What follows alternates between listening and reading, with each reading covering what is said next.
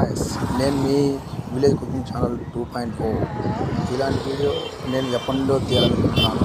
అది ఇప్పటికి నెరవేరింది. ఇలాంటి వీడియో మళ్ళీ తీస్తానో తీయలేనో తెలియదు, కానీ ఈ వీడియో అయితే నాకు క్లారిటీగానే వచ్చింది, హెచ్డి పరంగా అనుకుంటాను.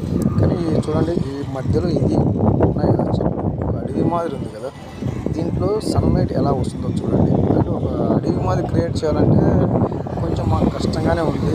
కానీ నా ఫస్ట్ వీడియో ఇలాగ తీయడం ఫస్ట్ వీడియో అయినా సరే బాగానే వచ్చింది అనుకుంటున్నాను.